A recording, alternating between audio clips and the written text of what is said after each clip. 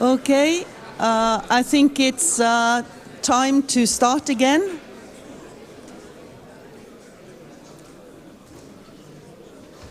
My name is Inge Langset, and on behalf of the program committee, I'm very happy to introduce the two keynote speakers in the last session of this conference. It is Professor Alejandro Armellini from the University of Northampton, and from our own university, Marit Kvidal from the Norwegian University of Science and Technology. If you want to read up on these two presenters and their biography, you can go to the website. It's all posted there, so I won't spend too much time talking about that in these two short sessions on 30 minutes. When I was looking into this keynote, I started thinking about the topic, and a quote that I read on a wall in San Francisco came to mind. I went to the Nordic Innovation House in Palo Alto in California, and there it said, "Creativity is to think new things. Innovation is actually to do new things." And I think these two keynotes are in that kind of change, the process and the actual results. So NTNU is in the process of developing a new campus, and Marit Kvidal will share her ideas on developing a campus for the future in her talk. And the University of Northampton has already developed a new campus, and Alejandro Armellini will talk about putting learning at the forefront of everything. So without much further ado, I would like to introduce or give the floor to Alejandro. Velkommen. Takk skal du ha.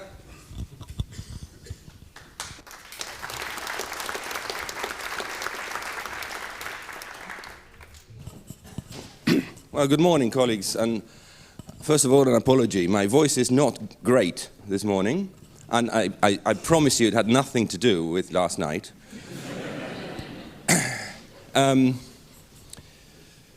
I've got a short slot to share a few ideas with you about putting learning at the forefront of everything. And for that purpose, I'm going to share the experience of the University of Northampton.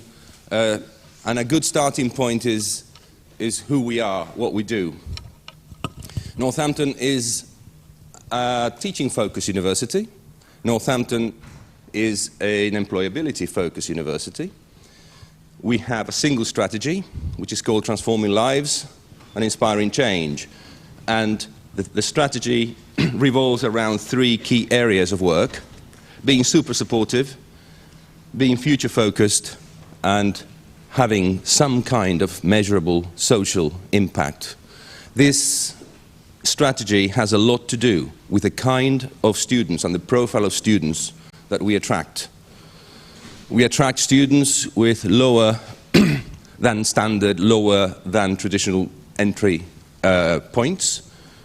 We attract students of poorer, traditionally poorer backgrounds, many of them first in family in university.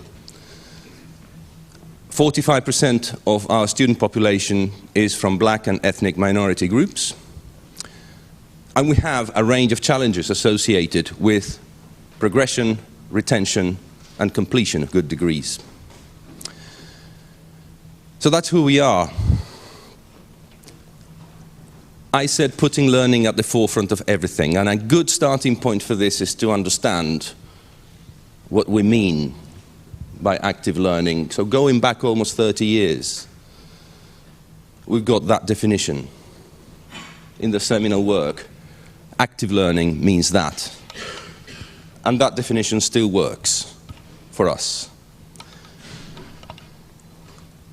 But how about the blend?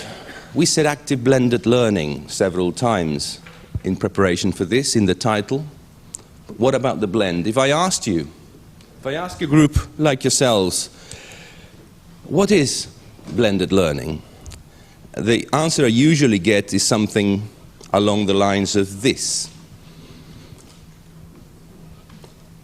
And then what happens is, oh, in this university, it's not just face-to-face plus online, but in this university we actually quantify it, and we say something like that. Have you been in that position? Well, if you have, you will realize that this is a very, very poor, limited, pathetic view of blended learning, and I invite you to move well away from it. That's not what we mean. Blended learning is much more interesting, complex, multi-layered, sophisticated, messy than all of this. It could look something like this, where multiple axes meet to generate unique blends that will change from morning to afternoon, from evening to the next morning. Blends that will depend on multiple variables, not just on how much stuff you put online. This slide has the same information in a much more user-friendly format, by the way. So you've got multiple ways of addressing this blend thing. With the above in mind, the definition of active learning and what we mean by the blend in all its messiness.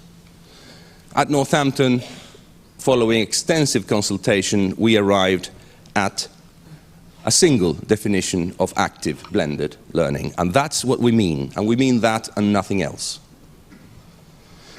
That definition hasn't changed for a number of years.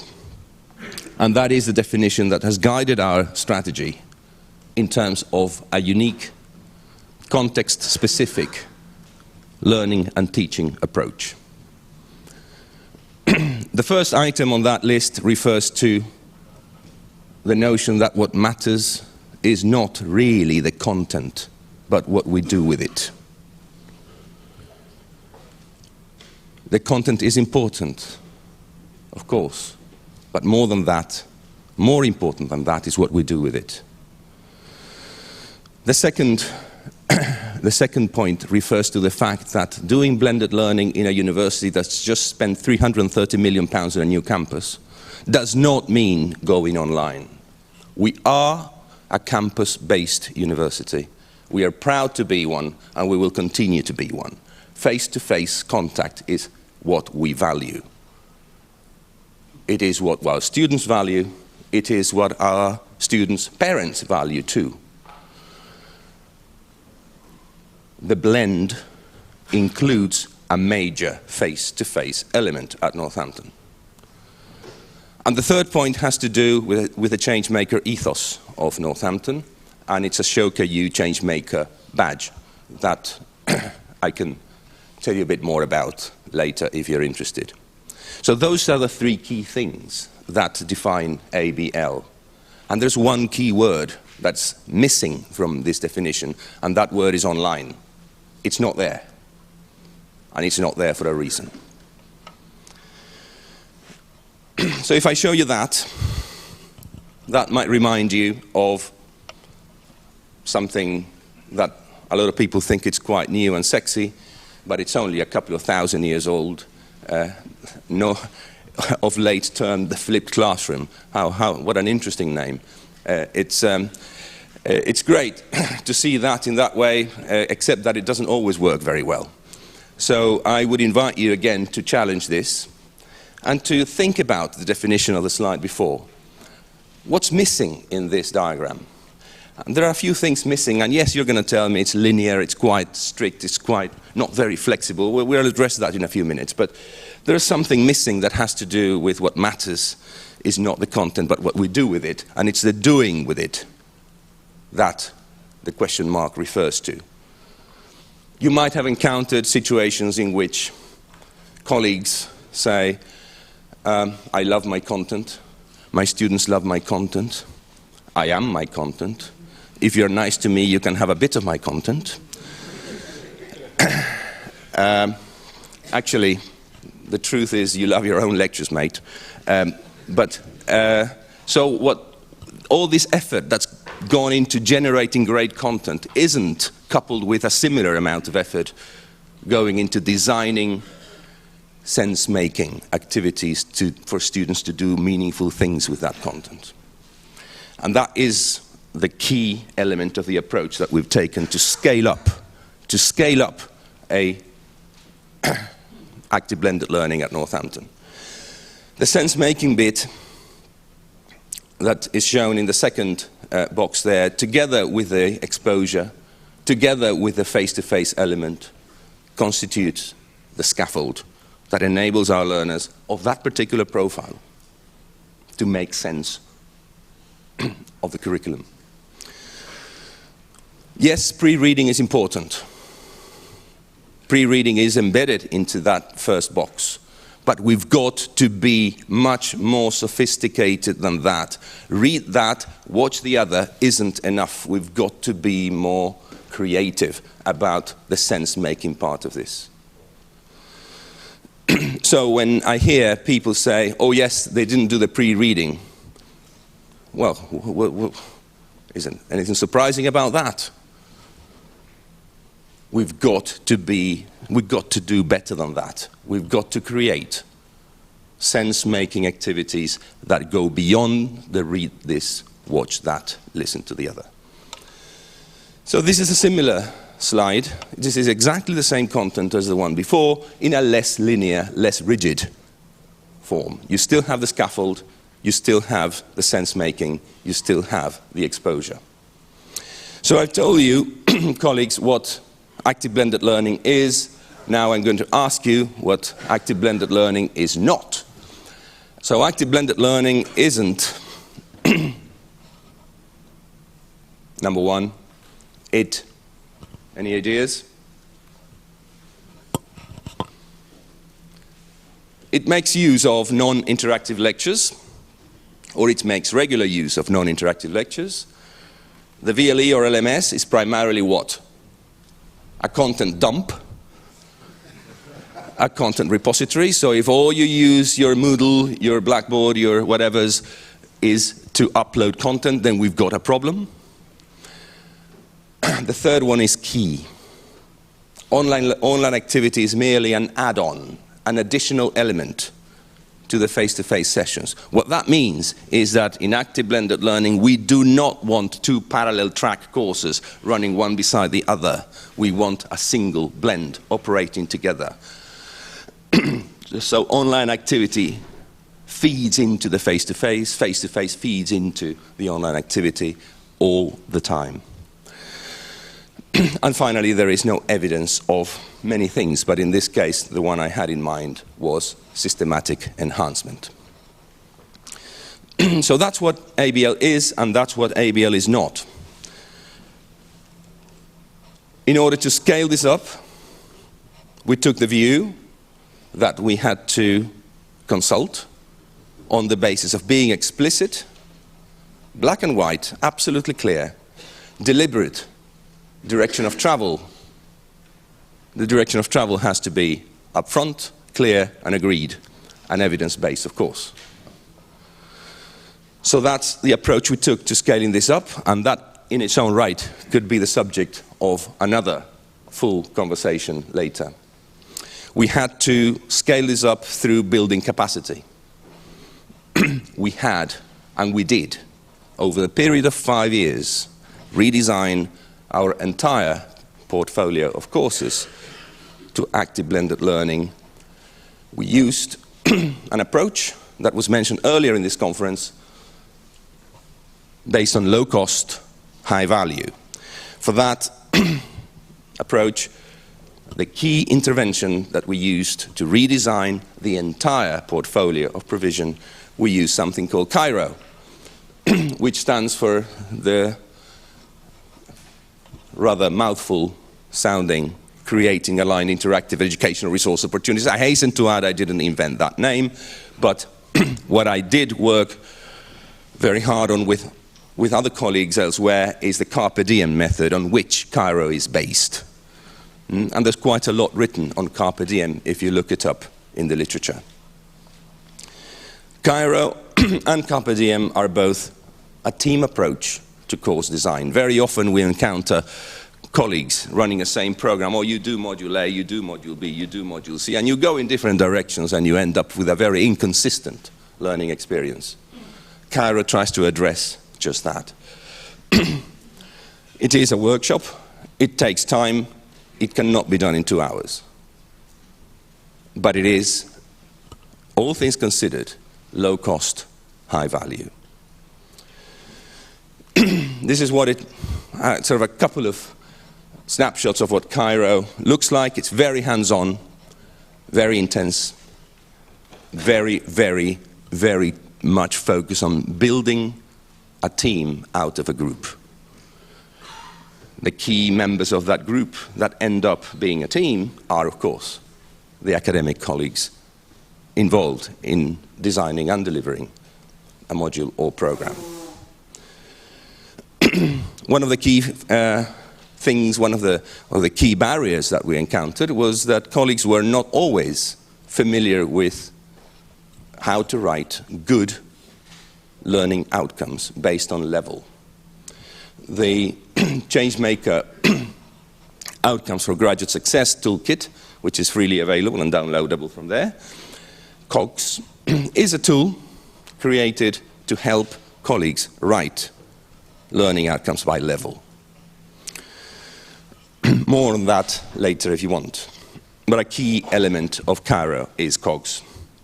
COGS is aligned to our framework of graduate attributes, and again, there could be a lot to say about this, but in short, at the top of the slide you will see that the Northampton graduate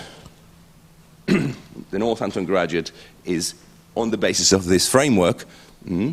His or her attributes revolve on doing the right things in the right way, with the right people, for the right reasons.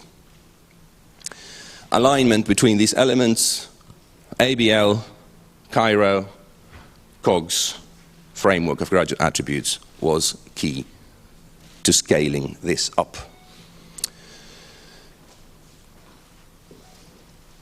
We need to rely on digital significantly for this.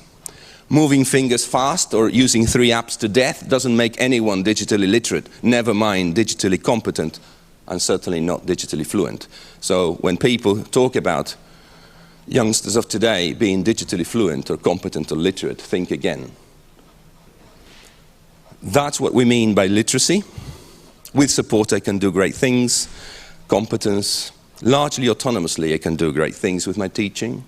And fluency refers to bringing others into the party and the process of change. That's a summary. My knowledge and understanding of digital, my own digital practice, and influencing the practices of others. I borrowed this slide from someone in the room.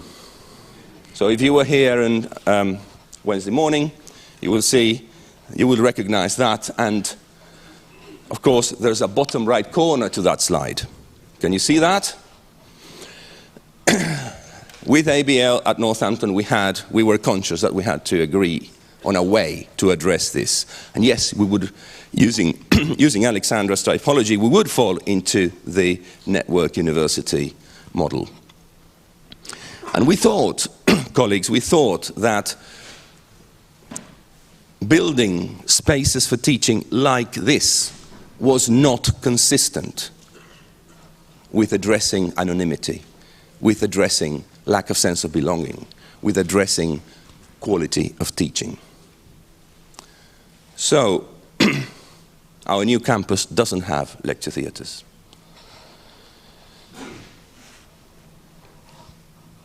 Sometimes spaces, layouts, technologies are conducive to certain practices. Exactly what I'm doing to you, not with you, but to you now. I'm delivering information, where we wanted to discourage those practices for today teaching at Northampton. Teacher-centered components are valued and appreciated by our students, and they do play a role. This is not really about banning lectures.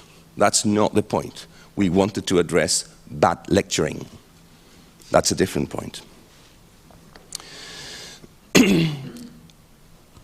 So summing up, the ABL model shaped the Waterside campus, our new campus, which opened in August of 2018. So we've been there for about 8 months. We need to think about hybrid or blended as our standard versus active blended learning as our new normal. In fact, I'm much more concerned about the active part of this, about the sense-making part of this, than the blend. And this is what happened. We built a campus in the center of Northampton, which amalgamates our previous 2 campuses. It is not big. Northampton has only 13,000 students, so by most standards we are a small university. That's what the campus looks like, and you're all most welcome to visit it, certainly while it's nice and new. We've got 3 main buildings. The key one, that one, is the learning hub. That's probably the most innovative of the lot. It's by the river, brilliant location, central. Student residences on site, a marina next to it. In case we need more space for teaching, we can go on the boat and, and ideally go away. And so that's what we built. And really, in order to get a sense of what it looks like, you really need to visit the place to understand what a campus without lecture theatres looks like. But that's not all. It has no staff offices either. And that bit of it, referred to as open plan sometimes, activity-based working, that would deserve another conversation on indeed another session. But you see the presence of the word personalization there, addressing the anonymity issue through personalizing the liquid state. So that's what we've done. And yes, we might be jumping the gun a little bit by attempting to evaluate this so soon after the move. We've started some work on this, so I'm going to share a bit of that now. We need to think about the difference between what we often call interactive learning spaces and practices that are conducive to meaningful interactions in any space. What I'm trying to say, what I said about the content, I apply here to space. Really, what matters isn't that much the space, but what we do in it. We might have wonderful facilities like R2 in the picture there. Or we might have slightly less exciting ones, like R1. But the practices that we deploy in those spaces, those are the ones that make a difference between a good and a brilliant learning experience. We took a view that we wanted to declutter teaching spaces. So we built a campus where teaching rooms have no lecterns, no fixed computers, no cables, no connectors, no projectors, no keyboards. So I took the liberty to take a couple of pictures on day 1 of another room on this campus, to illustrate what we didn't do. Our rooms are pretty clear. They have no clutter. We have used Barco, particularly the WeConnect product of Barco, which I summarize there as wireless collaboration, presentation, and student activity for knowledge construction. And we ended up with a campus that focuses on efficiency of space. The majority of our teaching rooms are multi-purpose, flexibility, collaboration, and the shared view of the learning commons. The learning commons vision, a building that is not owned by the library or by the Faculty of Social Sciences or by anyone else. It's the learning commons, and by definition, that hasn't got an owner. We are all the owners of the learning hub. That's a picture taken from the learning hub into the creative hub, another building there. And I'd like you to think about those words there. There's 8 of them. A colleague of mine and a friend of mine, Professor Gilly Salmon, created, on the basis of those words, a diagram, an infographic about education 1, 2, and 3.0 that looks like that. So you got your 8 words down the left, and you go across the slide, and you have the different stages of development for each of those words. My question to you, colleagues, is what does education 4.0 look like? If I asked you that, and if this was a workshop, I would be getting you to do a few things around that element of it. In the interest of time, I'm just going to be very autocratic. I'm going to give you my answer. But it is, of course, my answer today. My answer in a month's time might vary, might change. So at the moment, that's my take on it. Students, learners as partners, learning as active, augmented, personalized. Knowledge is co-developed, refined and applied through collaboration, academics as partners, learners, enablers, leaders and mentors, teaching as adaptive, creative, context-sensitive, graduateness leading to ethical, digitally fluent, future-focused citizenship, technology negotiated, intelligent, integrated and normalized, and by normalized we mean transparent. You'd no longer see it. A couple of decades ago, you would walk into a teaching space, say, oh, there's a computer there, oh, there's a projector there. When something is transparent or normalized, you no longer notice it. You just use it. And learning locations, purposeful, AI-enabled, and diverse. And again, this is my take today. Conclusions, colleagues. For the upteenth time, what matters is not the content per se, but what we do with it. So if you forget everything else, remember this: content is not king. Context is. What matters is not the technology. This is a tough one to swallow. But what we do with it. Of course, it's important to have technology that is appropriate and fit for purpose. But what matters the most is not the person who holds the key to that room where all the tech is kept. What matters is how we use it, what we use it for, and what outcomes we get out of it. What matters is not really the space, but how we use it. You can have a fantastic learning location like R2 in that picture on this campus down the corridor. It will help nothing if we don't use it wisely. The question is not, does X work?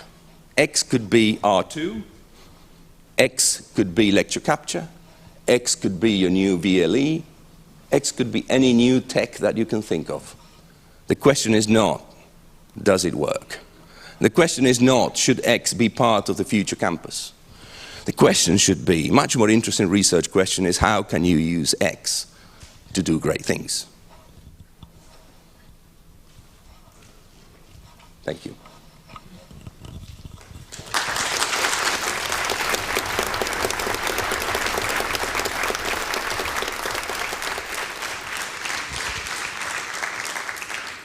Thank you very much for a very interesting keynote, especially from the point of a teacher and educator.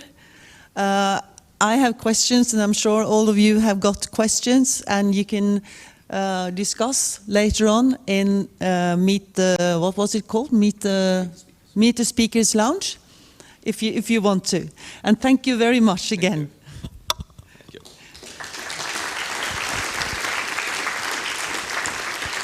Then we are getting ready for the next keynote speaker, Marit Kvidal.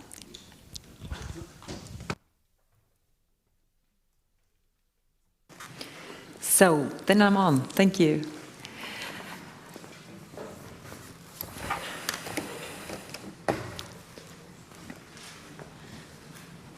There.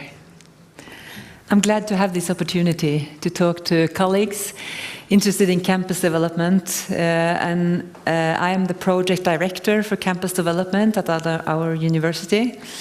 We have a main project at NTNU, which is co-location of the disciplines which are today spread on several campuses over the town. We are in a process already because of the merge with the college some years ago, but then we have a lot left. We have several locations. Some of them are disciplinary. All of them are disciplinary today. We have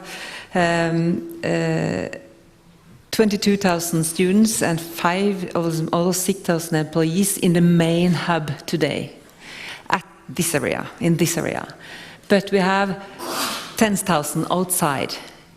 And the character of NTNU is both the technology, which are the main characteristics, but then again, we have a broadness in our disciplines, both humanities and social science and medicine and everything, that give us the opportunity, a special opportunity, to be an interdisciplinary university. In Norway, we are in a very special position to achieve that. So we want it to be like this in 10 years, or 8 years, or 9 years. It's very busy.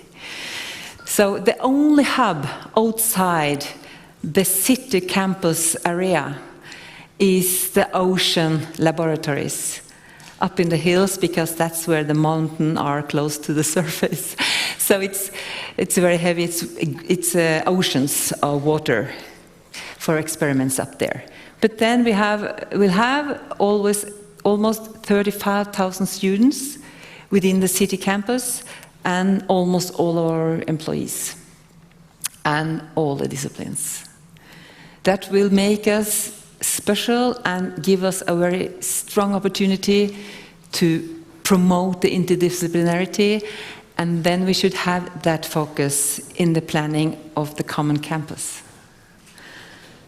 And then we consider how to place the disciplines within the co-located campus.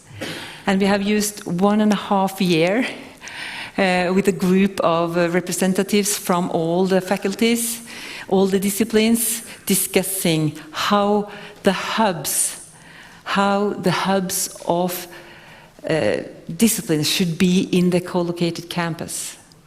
And it's interesting because they are making hubs, and they are familiar disciplines that they didn't have seen before. So it's interesting, and it's kind of fun to see how campus is, the consciousness about campus as a tool is rising in the organization. And then we have to build layer on layer, not to have the whole picture at once, but layer for layer, make the whole picture. So this is one layer decided by the president and his staff earlier this year. We have, this is all, of course, the base, the core business of our university is the base for everything we do. But the most important brick and base for everything we do in campus development, from my point of view, is something else. it has to be something else. Because if not, we're failing and we have resistance all over the process, through all the process. We have to consider the main brick, and that's people. It's not privatization or individualization, it's people. Students are people, employees are people, operating staff are people, even the president. So we have to consider people as the main, as a brick in our castle, which is campus or the buildings or the facilities or the amenities. We have to do that. And every time we fail, considering this as the main brick, the process fails. Because we're measured by the processes we make, and the goals are because of the processes. So one of our first things, I started in this job in 3.5 years ago, and then one of the first things I addressed was a plan for involvement. How should we explain both the faculties, the science staff, the operating staff, and students? How should we explain the process of a building project? We are builders, we do this all the time. We are planners, we are process leaders. We do this as a profession. But all the people exposed for our actions are doing this once in a lifetime. So we have to translate the building process into the language of a user. Both the end user, the unions, the experts, the decision makers, 4 main groups. And we have to consider the special culture in Norway for decision making and the democracy within the university, within the democracy of the university. And that's a challenge when we meet the builders, the really builders, the engineers, because they are used to have a defined project and just go on. But then we have to consider on all levels in the process, what shall NTNU achieve by this? Not only the strategy, but also when we get down to the department, what should the department achieve? We have to do that before we can go further in the processes. We have to be considering the aims of this. And then the awareness of the physical infrastructure as a tool for our mission, ambition and goals, our social mission, not only the disciplines, but the social mission about being a university. Is the physical infrastructure is important as one of the tools, not the only tools, not the most important tools, but one of the tools to achieve the goals. Organization and culture is, of course, important, and we have to work with that in the parallel with the physical infrastructure and the technology. Nothing of this are going to work not considering the others. And we have to realize this triangle to acknowledge the physical infrastructure as a tool. And then, when I started 3.5 years ago, there were no question. There was a lot done at our university. For instance, we had this report, Visions for Campus Development, made by Professor Tore Haugen at our university, which is kind of not a Bible, but maybe. Because nearly every week I still look up something in this one. What was said about broadness in disciplinarity? What was said about interdisciplinarity in this book? And then we have the strategy, of course, which is revised sometime, and then we have the platform for merging with the college. We had a merge with the university college some years ago, and that's changed NTNU. because we had other professions within our staff and in our study programs and everything. So we have to consider that as well. And then the Bible.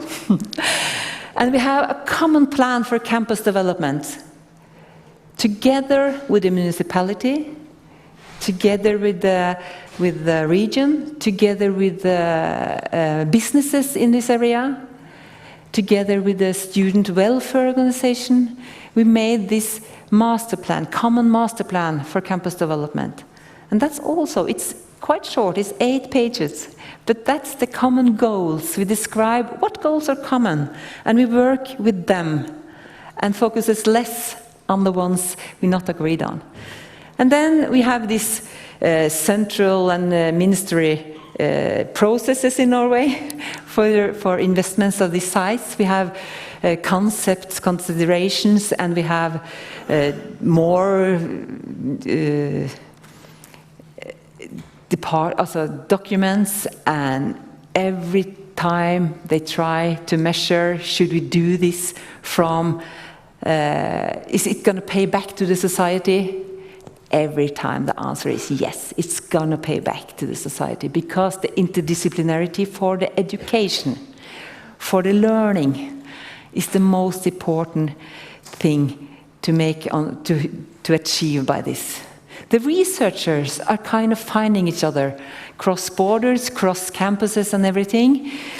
They don't really need the common spaces, at least they think so. But the students, they don't know of any other discipline than their own often, or the ones nearby. So it's a lot of documentation of why we should do this. And then we had to consider, okay, what's this saying, all this meter of documents? What is it telling us about really campus development? How should we translate this into campus development? So then we placed a dean of architecture and design here at our own university in head of a group of 4 other deans, the CEO of the student service organization, several other people, the CEO of the business organization in this region, a lot of smart people sitting together and discussing what does this mean for campus development. And they found 6 principles for campus development that should be followed in all the perspectives of campus development. Not only the physical overall location, all the zoning or the buildings, but every issue should be considered through the glasses of these principles. The campus must be unifying. Every time I come to my aunt's, I see this family photo on the wall, and I'm at home. This is the way a campus should work that way. You should see your family. You should feel like your family, the NTNU family, when you are in one of the NTNU's premises. So it should be urban. That's quite a. The word urban could be quite tiring because it's well used, but it should be open, inviting, and common for most of the people. And it should also invite the city into the campus and vice versa. The campus has to be a network of hubs. Alejandro could talk about the learning hub. We also have the idea of a learning hub here, but that should be in the connection with the other hubs. And we should be aware of what we're placing in the central learning hub and what we need in the decentralized hubs. Because the disciplines are placed in the decentralized hubs, and they also need learning spaces. So there had to be awareness of that. It should be effective, especially in the sustainable way. We can't have areas not used frequently. But first of all, it should be effective in doing our work, in doing our learning, in doing our innovation, and cooperate with businesses. Sustainability has become, it's of course, it should be sustainable. But then again, when we are going to build up to 92,000 new square meters and rebuild up to 45,000 square meters, it's quite hard to get that sustainable in itself, because new buildings are not good for the climate to build new buildings. So we have a goal of being a zero emission campus in the end. And we have quite good standings for that, because we have area here, energy supply, one connection to the national network for energy and heat. So we have a good opportunity to reach it. And then again, the last one, the campus should be a living laboratory for our own research, for our own students, and also for the city around us. I could talk about these principles for the rest of the days, but I'm not going to bore you with that. You can find it in our net site. Alexandra Den Heijer on Wednesday talked about the 3 main principal models for campus. The traditional one, which is the main building here, the network, and the virtual. And what we are trying to do is combining the best characteristics from each of these and try to overcome the negative consequences you described. Because there are negative consequences of each model, but there are very strong advantages of each model as well. So identity, for instance, that's identity on several levels, because we have the identity of NTNU, we have the identity of social science, and then we have the identity of sociology.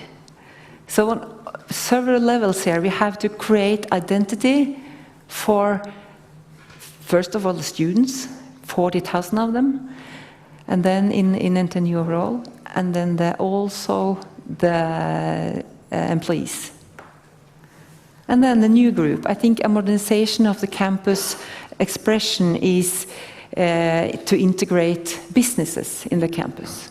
I think to have it, to promote innovation in a campus, it should be diversity on campus. And we have a challenge with that as our campuses is today. So the next level in our campus work was to look into work patterns,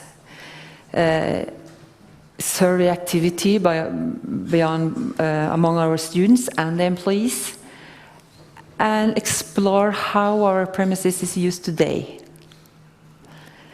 And that's, another goal was to find some high-level concepts for the areas that should be built in a new campus. It's quite hard to do surveys here, because we have an anonymity in the university, which is important. It's very important. So the areas are used very different, but then again, not that different. The appearance at the working place is quite the same in several departments. And the pattern of use is also not so different from department to department, from study program to study program. So we have found some common patterns to describe concepts for future premises, for future buildings, for future workplace, for future learning hubs. Not too detailed, because we want the departments to hold on to their identity as disciplines, but we have to share the premises more and more in the future. So it's important to look into what's common. And we did area assessments, both bottom up, with the departments and top down. Because we had to, the department, the ministry challenged us to come up with a frame for the new, as a frame for how many square meters to build for a new campus. So this is the principles for design. Flexible solutions, coherenting zoning, not only silence and concentration, but also city life and learning, different kinds of learning, individual learning. It should be opening up and inviting in, and that's demanding an awareness of what do we put in the ground level and what do we put up in the stairs. We visited Parsons schools at Manhattan this winter, and they said, nah, academic work not higher than the 4th floor. It's not working because they're not connected with the rest of the campus when they're in the 5th floor or even further. So that's over the 4th floor, it's housing for students at that university. It's interesting. Identity spaces. We have a challenge with students quitting in Norwegian universities. By giving them a space of identity,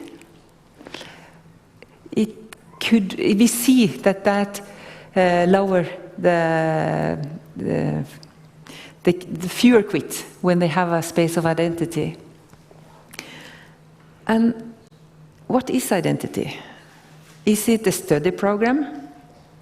Is it the department? Is it a sports arena? Or is it volunteer work the students do in their spare time? I think you should combine it. So when the students go into the learning hub, the central learning hub, they also go into other kinds of identity areas and can find one community to belong to. Because among our 40,000 students, they are people, but they are individuals as well. And it's not, we can't be sure that the student in maths also find his friends in maths. He might find his friends in music or in electronics. So the identity for each study program and each activity should be crossing. The intuitive network here at our campus is not as clear as it should be. It's been a kind of grow as we need to grow, and the plan, we have a plan, but not as hardly, well, we haven't followed it as good as we could. And we should have overlap of functions. So we have a main concept for area planning, a main central hub. What is the signal of NTNU? Where to go to be sure to find some good learning spaces, which had concentrated but varied learning areas.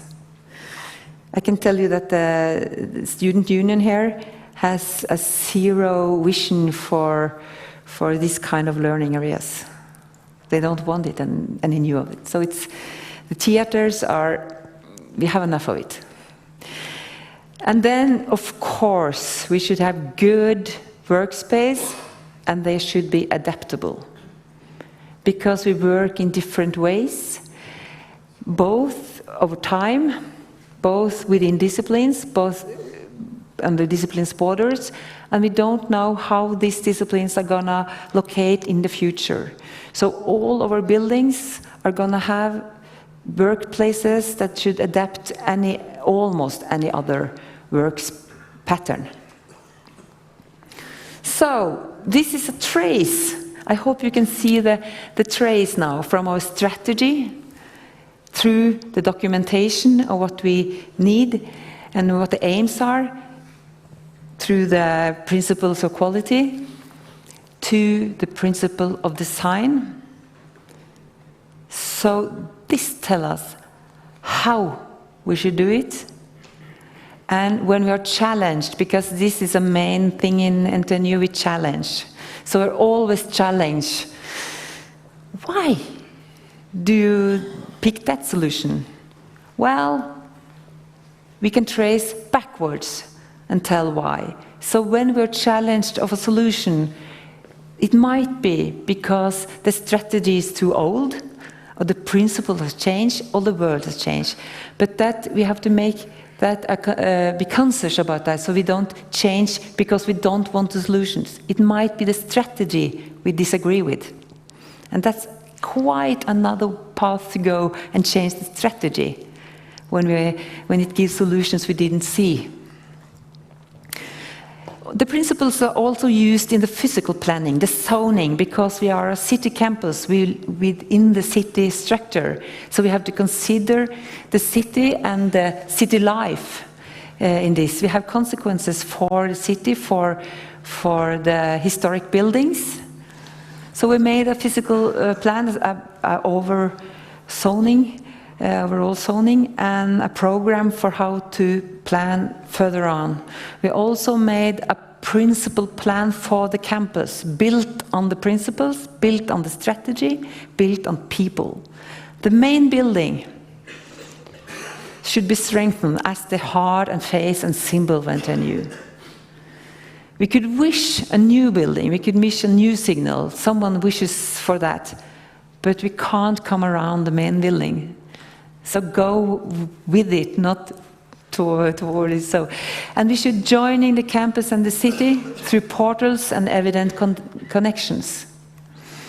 We should establish a structure which is readable, walkable, and intuitive to all the people using the campus.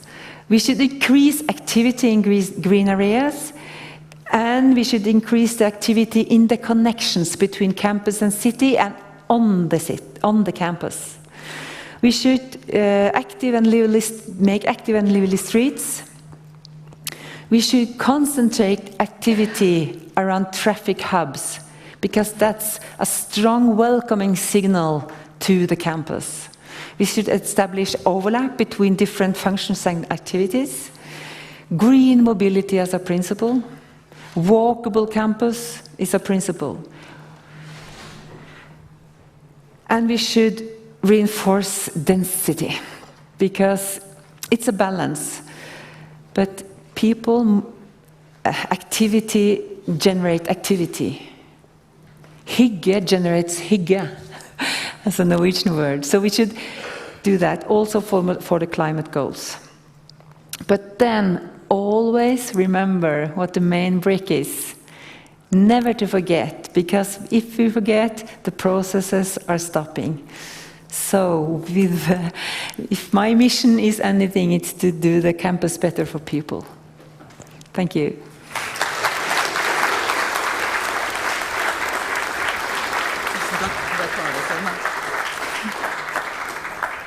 Thank you very much, Merete. Have we got time for one question, if there is one? No? Well, in that case, you will be able to talk to people in the lounge afterwards. Okay, Fredrik, it's up to you. Yes.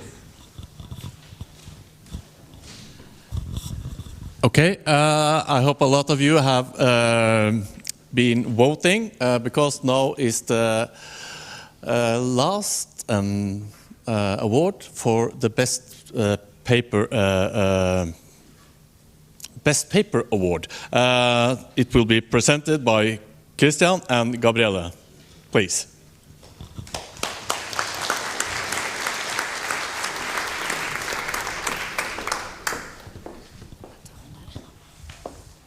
Hello again.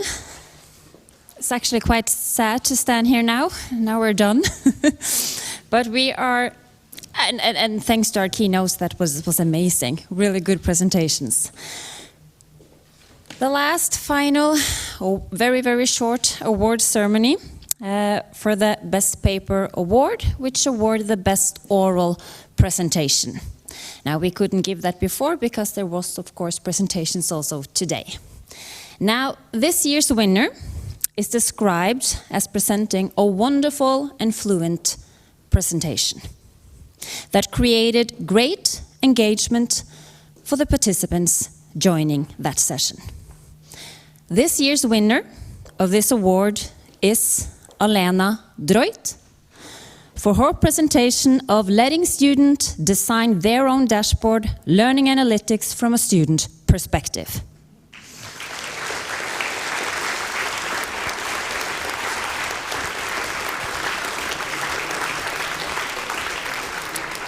So I have to ask, Alena, are you still with us? There is a chance she's not. That sounded kind of bad. I didn't mean it that. Well, that's the backdrop with Friday, but we will, of course, send the award and a gift to the University of Osnabrück in Germany. I don't know if I pronounced that correct.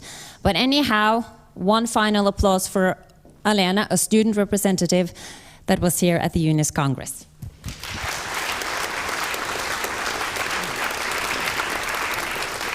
So then, I give the microphone back to you.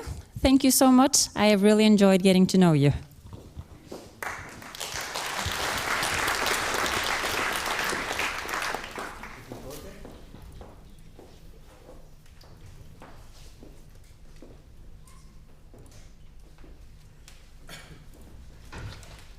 Okay.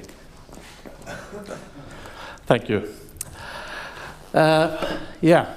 It has been a pleasure hosting this Congress, EUNIS 2019.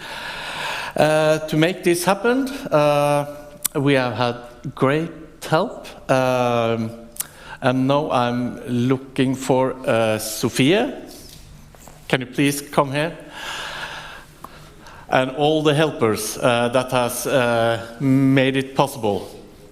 And please, Sophia.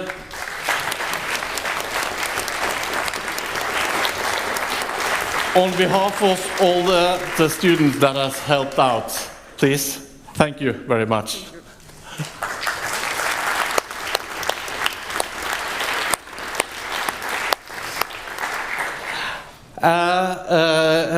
Planning a congress like this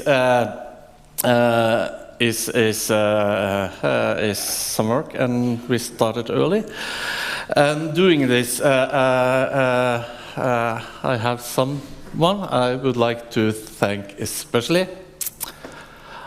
A congress need a content. Content is important. Please, just a minute.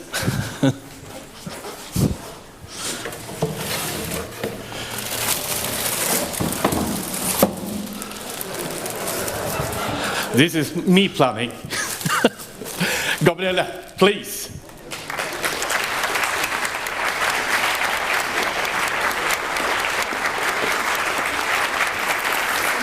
Thank you.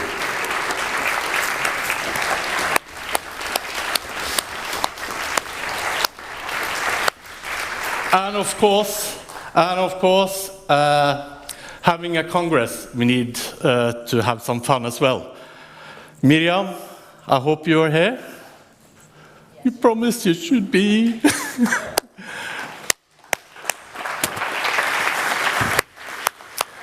Thank you. I didn't see you.